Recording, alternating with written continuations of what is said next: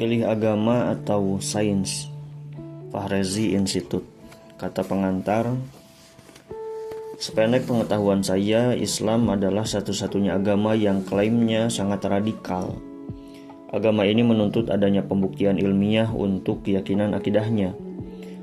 Artinya kita tidak bisa dan tidak boleh mengimani sesuatu tanpa ada dasar bukti yang jelas. Mengklaim bahwa hanya Islam yang diridhoi Tuhan, mengatakan bahwa tidak ada keraguan dalam kitab sucinya, dan juga mengatur segala aspek dalam kehidupan, bukan hanya ritual saja. Bayangkan, untuk menetapkan hukum musik saja ada ulama yang menulis buku, dan isi bukunya ini adalah perdebatan banyak ulama dari berbagai mazhab terkait hukum musik. Perdebatan ini pun tidak sembarangan, ditopang dengan keilmuan yang mumpuni dari berbagai cabang ilmu, seperti tafsir, hadis, balaghah, mantik, usul fikih, dan lain sebagainya. Semua rumusan itu membutuhkan akal yang sangat cerdas. Kemudian kita bisa bayangkan untuk menetapkan suatu perkataan itu berasal dari Nabi Muhammad atau bukan. Para ulama dulu sampai meneliti satu persatu bagiannya, mulai dari isi perkataan, orang yang meriwayatkan, konteksnya, dan lain sebagainya. Semua ini juga membutuhkan pemikiran rasio dan kecerdasan yang sangat tinggi. Andai Islam hanyalah agama dogmatik, tentu mereka tak perlu berdebat panjang lebar dalam hal ini. Cukup bilang, ya sudah, musik haram hukumnya, yang penting kita ibadah, sholat saja yang benar, pasti Tuhan akan memasukkan kita ke surga. Atau para ulama ketika mendapatkan suatu hadis, bisa saja mereka bilang, ya sudah, ini pasti dari Nabi kok, tidak usah dicek karena menghabiskan waktu, kita percaya saja. Lagi pula, kenapa tidak seperti agama lain yang langsung memberi fatwa sesat atau bid'ah terhadap orang yang ingkar pada hukum agama? Misalnya dalam kasus heliosentris antara Galilei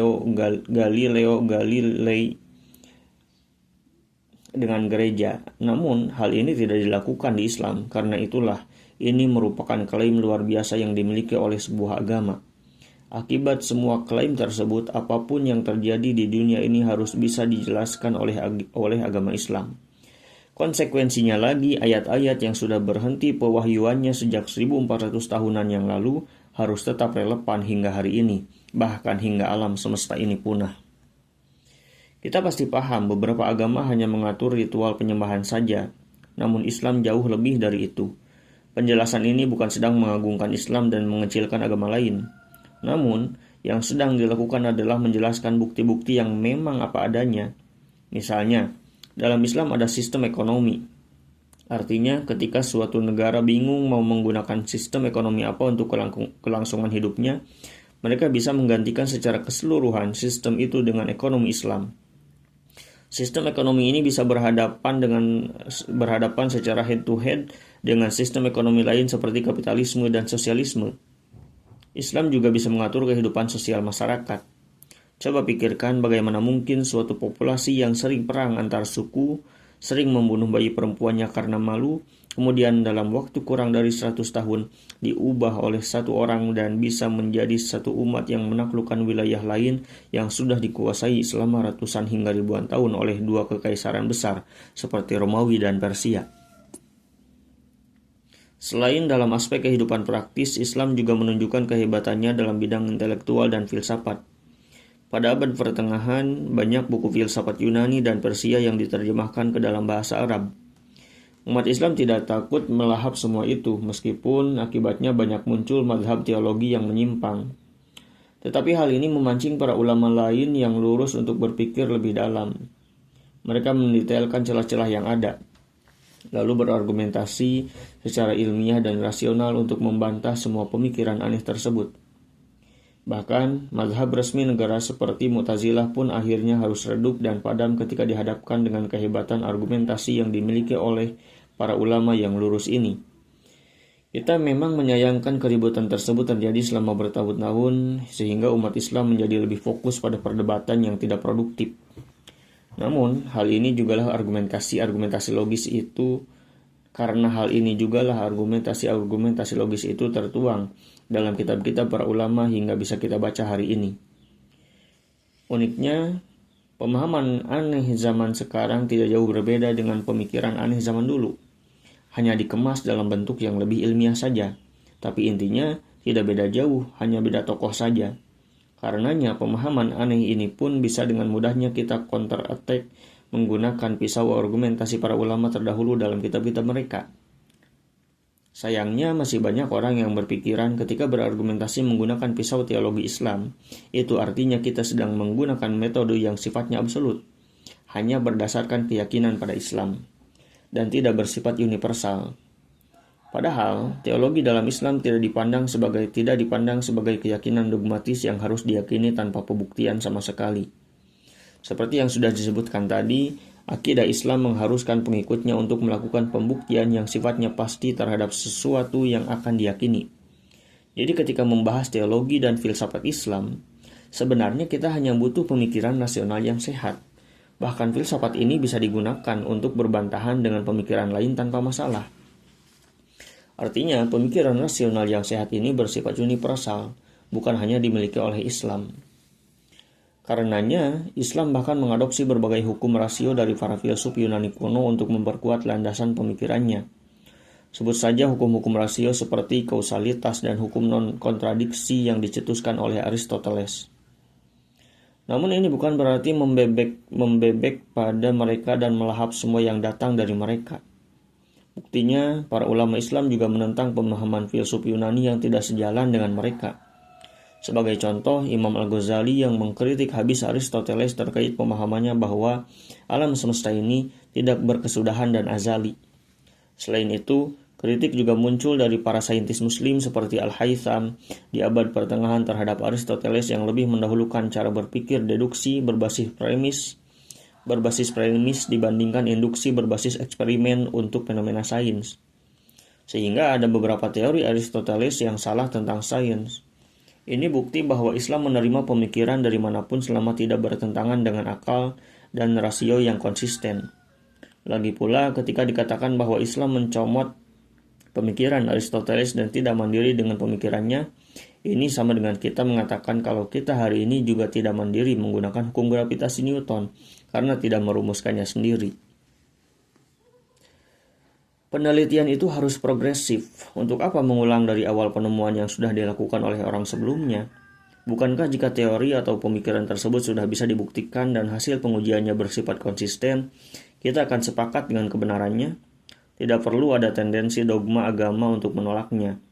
Justru, kalau Islam menolak pemikiran Aristoteles yang rasional seperti itu, bukankah artinya secara otomatis membuktikan bahwa Islam itu tidak rasional? Selain itu, teori bisa difalsifikasi ketika tidak koheren dengan temuan baru. Proses falsifikasi memang sering digunakan oleh sains ketika kita mendapatkan temuan baru dalam merevisi teori lama, seperti yang dilakukan Bohr ketika merevisi teori atomnya Dalton. Tetapi ini juga bisa dilakukan pada pemikiran falsifikasi filosofis, juga dilakukan oleh Imam Al-Ghazali terhadap pemikiran Aristoteles yang mengatakan kalau alam semesta ini azali. Lalu, falsifikasi filosofis ini juga dilakukan oleh Imam Ibn Rushd terhadap Imam Al-Ghazali. Memang kita harus mengakui bahwa dalam area filsafat pertempuran lebih banyak dilakukan di dalam pikiran, sehingga sangat sulit untuk menyatakan sepakat terhadap sesuatu. Pikiran bisa terpengaruh oleh subjektivitas, bias, perasaan, rasa cinta, benci, dan seterusnya dari orang tersebut. Berbeda halnya dengan pembuktian secara empiris, yang mengharuskan kita mencari pembuktian berdasarkan objeknya. Walaupun kita benci terhadap hasil keputusannya, kita harus tetap meyakini itu sebagai kebenaran karena fakta dan buktinya bisa kita indera bersama. Jadi kita harus akui bahwa dalam banyak hal, pembuktian akal akan lebih valid ketika hasilnya dibuktikan juga secara empiris. Namun tidak semua membuktikan akal harus diuji dengan empiris untuk menyatakan kebenarannya. Hal ini akan kita bahas lebih detail nanti pada isi buku. Mungkin sampai sini ada pertanyaan, jika memang Islam itu bisa dibuktikan secara rasio yang sehat, mestinya semua orang bisa menerima, tapi kenapa masih banyak orang yang tidak beragama Islam? Pertanyaan ini sangat bagus untuk diajukan, namun penerimaan manusia terhadap sesuatu yang bertentangan dengan lingkungan, keyakinan, budaya yang selama ini ia alami tentu akan lebih sulit untuk ia jalani. Berapa banyak orang yang pindah agama ke Islam lalu diusir oleh keluarganya, dikucilkan oleh masyarakatnya, dan lain sebagainya. Faktor-faktor ini tentunya menjadi penyebab tidak langsung dari banyak orang yang tidak mau menerima keyakinan lain, karena memang manusia lebih condong untuk mencari lingkungan yang aman untuk dirinya. Begitu juga ketika Nabi Muhammad SAW mau hijrah ke Madinah, ternyata banyak orang Makkah yang menitipkan barang pada beliau. Dengan kata lain, sebenarnya mereka meyakini bahwa Nabi Muhammad bukan pembohong. Beliau orang yang paling dipercaya di kaumnya, namun karena ada faktor lain yang menghalangi mereka masuk Islam, maka mereka tidak melakukannya. Walau begitu, fakta mereka menitipkan barangnya pada Nabi itu menandakan bahwa beliau dipandang orang yang paling jujur di lingkungannya. Bagaimana mungkin seseorang menitipkan barang yang ia cintai pada musuhnya? Lagi pula, penolakan kebenaran juga tidak dilakukan hanya karena agama. Misalnya, penganut agama yang menolak adanya teori evolusi. Walau sudah jelas terdapat fosil, bukti genetika, dan fakta ilmiah lainnya yang menguatkan teori ini, nyatanya masih banyak penganut agama yang tidak menerima hanya karena tidak mau disamakan dengan monyet, atau karena bertentangan dengan keyakinan mereka selama ini bahwa manusia pertama adalah Nabi Adam. Jadi, penentangan seseorang terhadap suatu kebenaran bukan hanya karena mereka tidak tahu atau tidak sepakat kalau itu adalah kebenaran. Namun banyak faktor lain yang sifatnya sosial dan psikologis yang menyebabkan seseorang tidak mau menerimanya. Karenanya, buku ini akan membahas berbagai macam fenomena yang terjadi pada agama dan sains, serta bagaimana kita bisa menanggapi banyaknya pertentangan informasi yang terjadi di antara keduanya. Apakah kita bisa melakukan elaborasi terhadap keduanya, atau kita akan buntu dan melakukan sekularisasi atau pemisahan terhadap kedua wilayah ini? Dan yang paling utama, apakah klaim akidah Islam yang katanya ilmiah itu bisa dibuktikan?